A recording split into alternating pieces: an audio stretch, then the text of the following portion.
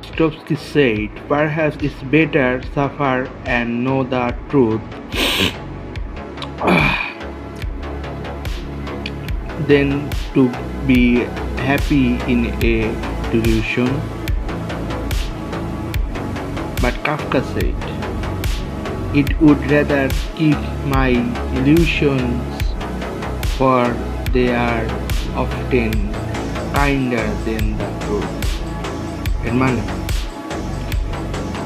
আমি আমার সত্যটাকে সর্বদা সামনে আনব এবং সত্যটাকেই উত্তম হিসেবে বিবেচনা করব। এটা ডক্টর ইয়স্কি বলছে, কিন্তু ফ্রান্স কাফকা বলছে যে আমি আমার মিথ্যা কল্পনাকেই সবসময় আগে আনব, কারণ এটা সত্য থেকে খুবই সুন্দর, কারণ এটাতে আমি আমার মন গড়া অনেক কিছুই, অনেক শখ অ্যাড করতে পারি। এটুকুই।